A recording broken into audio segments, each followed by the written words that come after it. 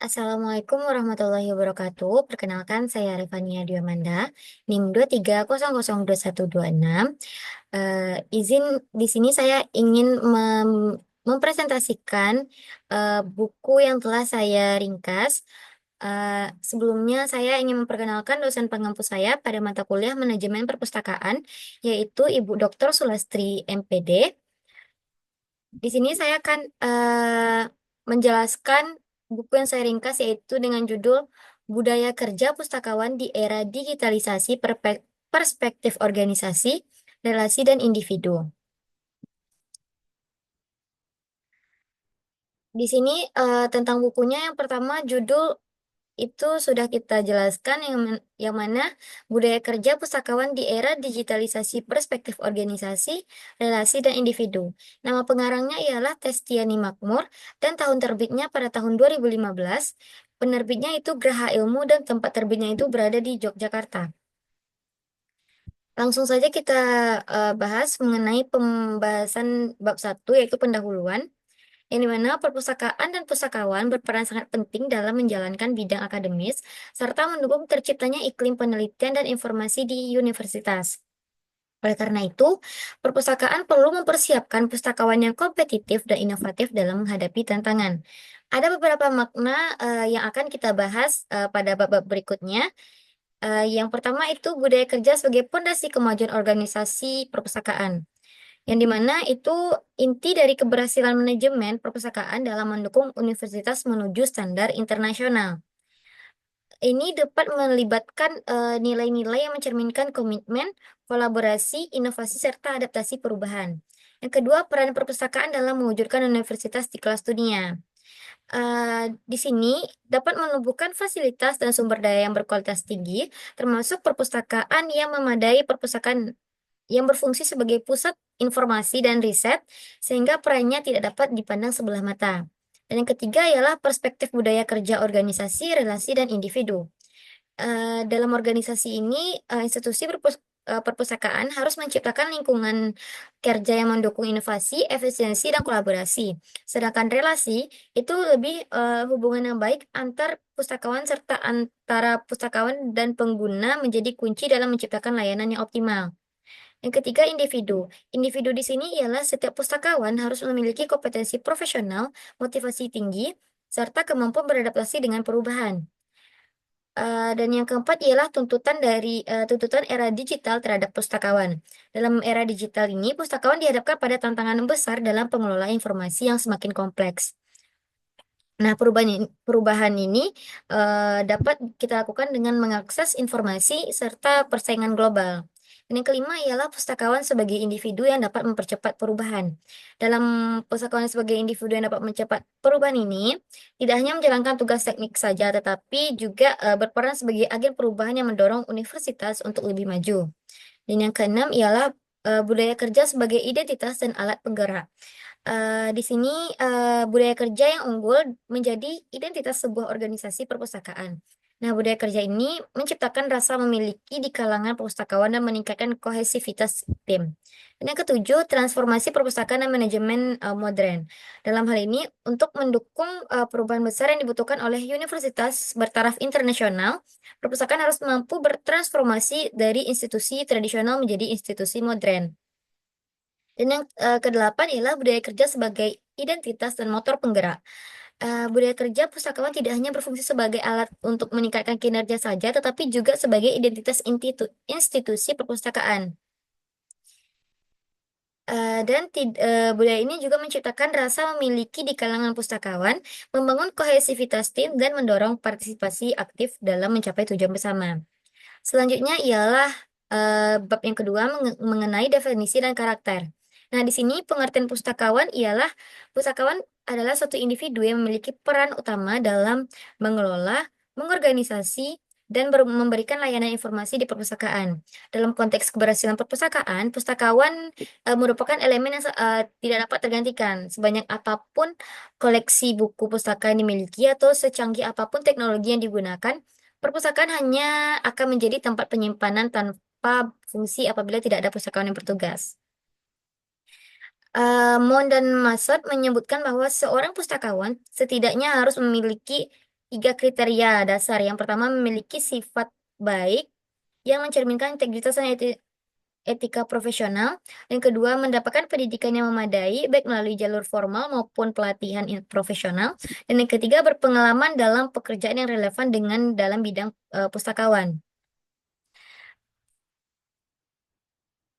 Selanjutnya ialah pengertian budaya kerja. Dalam pengertian budaya kerja ini ialah suatu nilai atau sebuah nilai norma dan kebiasaan yang dikembangkan dalam suatu organisasi untuk menjadi pedoman perilaku bagi seluruh anggotanya. Dalam konteks perpustakaan, budaya kerja pustakawan mencakup nilai-nilai yang mendukung keberhasilan pengelolaan dan pelayanan kepada masyarakat. Wesley menyebutkan bahwa budaya kerja dalam organisasi memiliki tiga dimensi bidang atau tiga dimensi yang sangat penting. Yang pertama itu ialah kebebasan dan keterbukaan. Di sini maksudnya anggota organisasi diberikan kebebasan untuk berdiskusi, menyampaikan ide, serta menerima gagasan yang baru. Dan yang kedua ialah penyelesaian masalah. Anggota tersebut didorong untuk menggunakan keahlian mereka dalam memecahkan masalah dengan pendekatan yang kritis dan kreatif. Dan yang ketiga, keselarasan pribadi dan sosial. Dalam keselarasan pribadi dan sosial ini, budaya kerja membantu individu menyesuaikan kehidupan pribadinya dengan kebiasaan dan nilai organisasi. Dan yang ketiga ialah karakteristik budaya kerja. Dalam karakteristik budaya kerja ini, saya jelaskan menurut Robbins. Menurut Robbins ini, ada 6 karakteristik yang ada. Yang pertama itu individual autonomy. Ini lebih ke tingkat kebebasan individu dalam menyampaikan pendapat dan menjalankan tugasnya. Yang kedua, struktur. Adanya aturan, pengawasan, dan pedoman kerja yang jelas. Dan yang ketiga, ada identity. Sejauh mana anggota merasa menjadi bagian dari suatu organisasi. Dan yang keempat, performance reward. Ini memberikan penghargaan yang diberikan berdasarkan kinerja, bukan hanya berdasarkan senioritas saja. Dan yang kelima, konflik tolerance, yaitu kemampuan organisasi untuk menangani konflik secara terbuka. Dan yang terakhir ialah risk tolerance, kesediaan organisasi untuk mendukung inovasi dan pengambilan risiko. Menurut Lutens, ada beberapa. Yang pertama itu nilai dan kepercayaan yang mengikat anggota organisasi. Dan yang kedua, aktivitas kerja yang mencakup eksperimen, pengambilan risiko, dan inovasi. Dan yang ketiga, ritual dan upacara yang menguatkan kebersamaan. Dan yang terakhir, simbol budaya yang mewakili identitas organisasi. Selanjutnya, bab ketiga mengenai budaya kerja perspektif organisasi. Dalam budaya kerja perspektif organisasi ini, yang pertama ialah struktur. Struktur ini ialah suatu unsur-unsur struktur organisasi yang meliputi spesialisasi kerja, standarisasi, koordinasi, sentralisasi, desentralisasi, serta ukuran satuan kerja. Ada dua jenis struktur organisasi. Yang pertama formal dan informal. Struktur yang formal ialah terdiri dari bagan organisasi yang menggambarkan pembagian tugas dan hubungan antara manajer dan bawahan. Sedangkan struktur informal ini lebih ke merujuk kepada hubungan yang terbentuk secara tidak resmi, misalkan melalui interaksi sosial antara pustakawan yang dapat mempengaruhi cara kerja mereka. Dan yang kedua ialah norma. Itu dimaknai sebagai standar perilaku atau pedoman sehari-hari pustakawan eh, yang berdasarkan peraturan dan pedoman yang ketat yang tercantum secara tertulis di dalam kebijakan organisasi seperti penegakan disiplin kerja atau larangan-larangan serta adanya suasana kepatuhan pada standar atau prosedur kerja yang dibakukan dari organisasi. Dalam konteks organisasi, norma mengatur perilaku individu agar selaras dengan visi, misi, dan tujuan organisasi. Norma tersebut berfungsi, yang pertama ialah alat pengendalian, yang kedua pedoman kerja, yang ketiga peningkatan efektivitas, dan yang keempat pembentukan budaya kerja. Jenis-jenis norma terbagi menjadi dua, yaitu norma eksplisit dan norma implisit. Norma eksplisit ini merupakan aturan resmi yang tertulis dan disepakati. Dan yang kedua, norma implisit ini aturan yang tidak tertulis tetapi diikuti secara informal. Yang selanjutnya ialah dominant value. Dominant value ini merupakan nilai dominan dalam satu organisasi yang dimana nilai-nilai itu diyakinkan dan diterima bersama oleh semua anggota organisasi. Nilai dominan yang kuat akan membantu menciptakan komitmen terhadap kualitas pelayanan. Sebagai contoh, jika nilai dominan dalam satu perpustakaan adalah komitmen terhadap kualitas pelayanan, maka setiap pustakawan akan berusaha memberikan layanan terbaik kepada pengguna. Dan yang keempat ialah ritual atau seremonial. Dalam ritual dan atau seremonial ini, ritual adalah kegiatan yang dilakukan secara terencana atau spontan yang mencerminkan nilai-nilai organisasi dan membangun budaya kepercayaan, budaya kerja. Ritual ini dapat berupa kegiatan sosial atau budaya kerja yang dilakukan secara rutin di perpustakaan seperti pertemuan rutin antar pustakawan, pelatihan, atau kegiatan penghargaan kepada pustakawan yang berprestasi. Dan yang terakhir dari bab 3 ialah performance reward. Dalam performance reward ini, pemberian penghargaan merupakan salah satu cara yang digunakan untuk memotivasi pustakawan dalam meningkatkan kinerja mereka. Penghargaan ini bisa berupa imbalan finansial seperti bonus atau tunjangan, maupun imbalan non-finansial itu seperti pujian atau pengakuan atas prestasi yang dicapainya. Selanjutnya, bab keempat mengenai budaya kerja yang ditinjau dari perspektif relasi. Ini dibagi menjadi dua. Yang pertama, risk tolerance. Di sini risiko itu sendiri didefinisikan sebagai ketidakpastian yang ada dalam keputusan yang diambilnya. Biasa itu menghasilkan hasil yang signifikan atau bahkan yang mengecewakan. Eh, Kendrowski menyebutkan bahwa salah satu komponen penting dalam menciptakan budaya kerja yang agresif dan inovatif, yang pertama itu ialah menekankan integritas dan nilai etika dalam setiap usaha yang dilakukan, menekankan peran komitmen, dan kemampuan karyawan dengan memberikan insentif dan tindakan yang mendukung. Dan yang ketiga, mendesain kebijakan dan praktik sumber daya manusia yang mendukung budaya sadar risiko. Dengan adanya risk tolerance ini, pustakawan akan merasa diberi kesempatan untuk bereksperimen, mengambil risiko yang terukur, dan tidak merasa terbebani dengan kebijakan yang terlalu membatasi. Dan yang kedua ialah konflik tolerance. Dalam konflik tolerance ini, eh, dalam suatu organisasi sangat penting dilakukan untuk menciptakan suasana kerja yang sehat dan produktif. Konflik adalah hal yang tidak dapat dihindari dalam suatu organisasi, baik itu antara pegawai dengan atasan maupun antara kelompok dalam suatu organisasi itu sendiri. Konflik juga muncul karena adanya ketidakcocokan antara individu atau kelompok yang berkaitan dengan tujuan, harapan, nilai, atau kepentingan tertentu. Ada beberapa konflik faktor yang dapat di dalam konflik toleransi ini, yaitu kebutuhan untuk berbagi sumber daya yang terbatas, yang kedua perbedaan tujuan antar kesatuan organisasi, dan yang ketiga interdependensi aktivitas kerja, dan yang keempat perbedaan nilai dan perspektif antar kelompok. Jenis-jenis konflik dapat terjadi dalam satu organisasi. Yang pertama itu konflik internal dalam diri individu, yang dimana timbul karena ketidakpastian mengenai apa yang harus dikerjakan atau harapan yang tidak jelas. Dan yang kedua, konflik antara individu. Konflik ini seringkali muncul karena perbedaan kepribadian atau tekanan peran yang dihadapi individu tersendiri.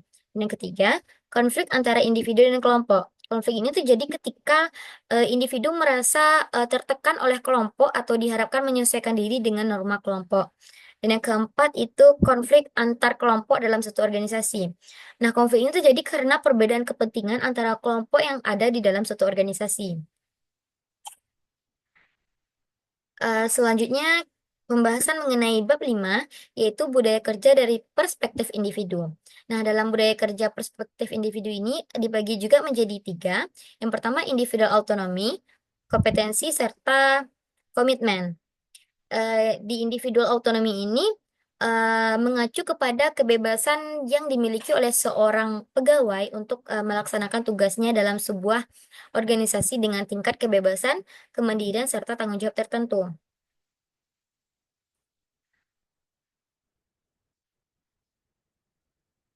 Menurut Filippo, ia menjelaskan bahwa individu otonomi merupakan kewajiban seseorang untuk melaksanakan fungsi-fungsi yang ditugaskan dengan sebaik-baiknya sesuai dengan pengarahan yang diterima individu autonomi. Nah, ini bukan saja atas pekerjaan yang baik, tetapi juga memiliki tanggung jawab berupa kepercayaan yang diberikan sebagai orang yang mempunyai potensi. Idealnya, konseptualisasi otonomi individu dapat dilihat dari dua tingkatan berhubungan yang berpisah. Yang pertama berhubungan dengan profesional individu, dan yang kedua berhubungan dengan pekerjaan kelompok atau profesi. Dan yang kedua ialah kompetensi. Dalam kompetensi ini didefinisikan oleh Spanker dan Spanker pada tahun 1993 sebagai karakteristik yang mendasar individu yang berkaitan langsung dengan performa kerja yang efektif atau superior dalam pekerjaan tertentu.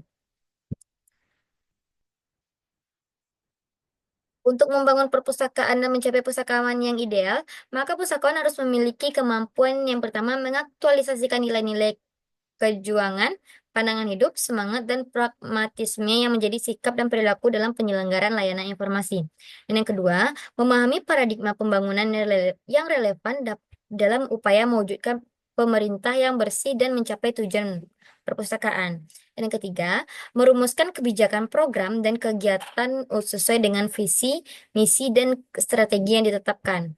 Yang keempat, memahami dan menetapkan prinsip-prinsip good corporate government dan clear government secara serasi dan terpadu. Dan yang kelima, memahami dan menjelaskan keragaman sosial budaya lingkungan.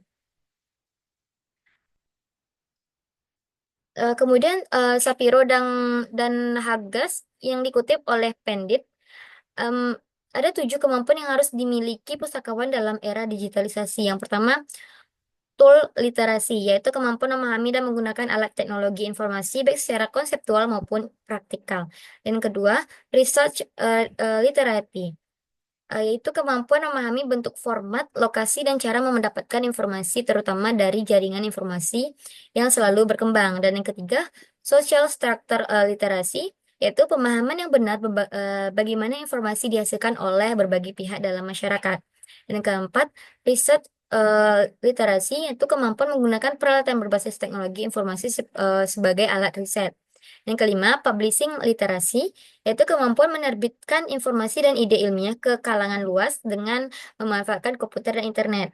Dan yang keenam, emerging teknologi literasi. Ini kemampuan terus meneruskan menyesuaikan diri dengan perkembangan teknologi dan bersama komunitasnya menentukan arah pemanfaatan teknologi. Dan yang terakhir itu ialah critical literasi. Kemampuan mengevaluasi secara kritis terhadap untung ruginya menggunakan teknologi telematikan dalam kegiatan ilmiah. Selanjutnya ialah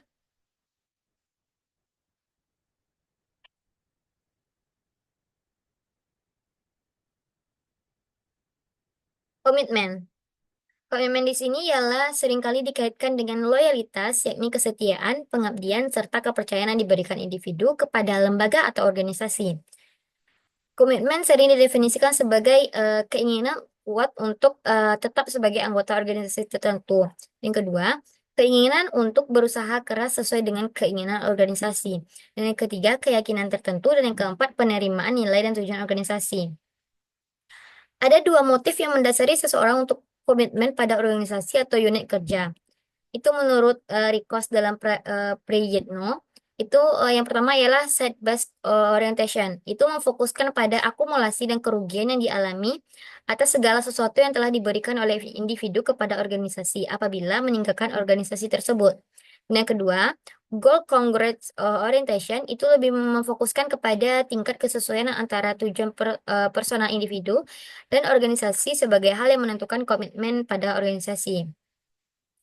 Perpustakaan akan berkembang dan sustainable dalam jangka panjang. Ada bentuk-bentuk loyalitas atau komitmen dalam mencapai visi dan misi perpustakaan. Yang pertama ialah partisipasi pustakawan dalam meningkatkan kegiatan yang diselenggarakan di perpustakaan di mana hampir semua pustakawan ikut serta.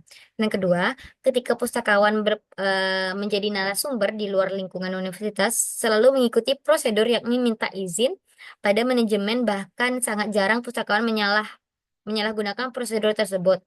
Yang keempat, ketika ada universitas workshop, selalu menyertakan nama pustakawan universitas. Dan yang terakhir, mencoba untuk mengeluarkan ide demi keberlangsungan perpustakaan untuk jangka menengah maupun jangka panjang.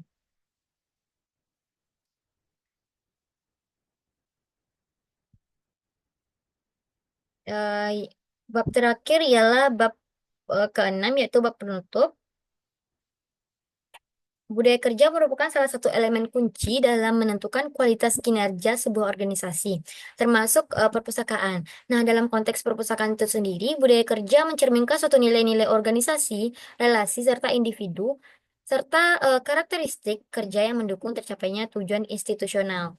Dan sebagai elemen fundamental, budaya kerja juga memberikan identitas kepada anggota organisasi, memfasilitasi komitmen kolektif, meningkatkan stabilitas sosial, serta membantu anggota memahami dan beradaptasi dengan lingkungan kerja. Bagi perpustakaan, budaya kerja yang kuat dan terstruktur tidak hanya mendukung pencapaian tujuan internal, tetapi juga dapat mendorong kontribusi perpustakaan dalam mewujudkan visi universitas bertaraf internasional.